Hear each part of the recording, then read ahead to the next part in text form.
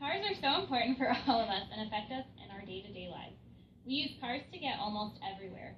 We use our cars to get to school, work, the grocery store, the mall, happy hour, friends' houses, etc. Even those that may not own a car will typically ride in a car at some point, whether it be from a parent, friend, in an Uber, or in a taxi. We all have places that we need to go on a daily basis. Cars have become a huge part of our daily life, and it's amazing how much we depend on them to get us from place to place. Texas is such a big state, and it can take us quite a bit of driving to reach your destination, whether you're in one city or traveling from city to city. I know personally I drive about an hour to an hour and a half between work and home and errands, and during the weekends, I typically drive about an hour and a half one way just to visit any of my relatives. According to the Texas Department of Transportation, the annual vehicle miles traveled in Texas during 2016 reached 271.263 billion. Unfortunately, driving can be extremely dangerous if not done with proper care. The Texas Department of Transportation also stated in their driving facts for 2016 that there were no deathless days on Texas roadways in 2016. That means that not a single day in the year of 2016 someone was not killed on a Texas road. We can help change these statistics by staying focused on our driving, by putting down our phones, staying sober, and wearing our seatbelts. We always see the signs in commercials trying to make drivers aware of the dangers of texting and driving, and yet we still have so many people that choose to do it. Everyone has the attitude that it's never going to happen to me.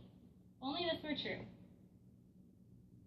Car crashes happen to anyone. With smartphones and social media becoming such a huge influence in people's lives, texting and driving is becoming more prevalent than ever. And this results in a huge factor of the death rate. So why risk it? You could very easily end up just another statistic.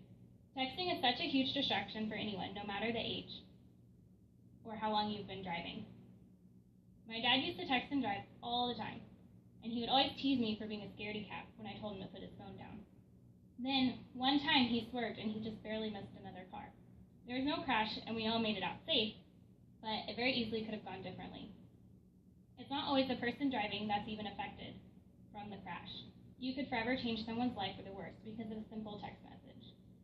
The Settlers Stout law firm in 2016, there were 6,632 total vehicle crashes caused by cell phone use in Texas.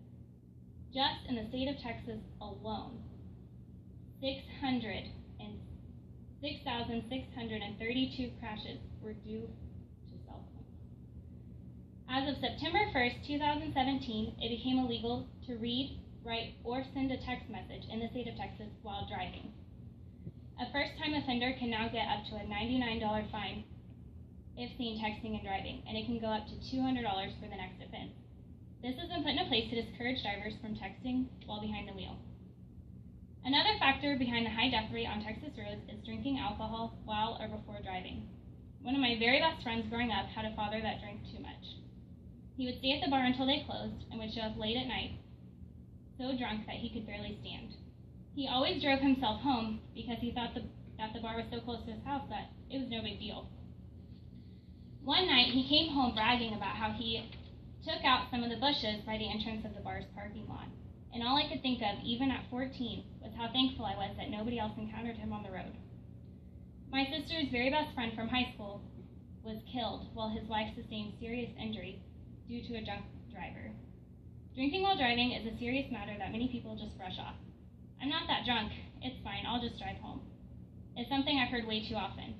In 2016, there were 1,018 people killed in motor vehicle traffic crashes while the driver was under the influence of alcohol. That's 27% of the total number of people killed in motor vehicle traffic crashes. This is another statistic from the Texas Department of Transportation. This is a huge number considering all the options that we have to get ourselves home now. It's completely fine to go out and have a night of drinking with your friends, but it's not okay to take someone else's life or your life because you chose to drive home.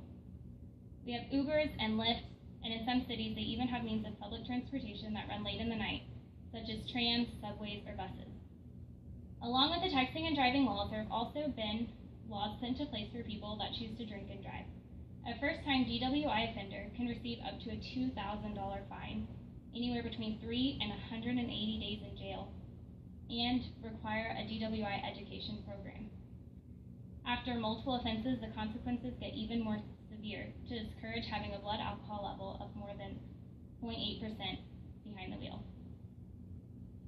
Driving after drinking is unnecessary, dangerous, and can be life-ending.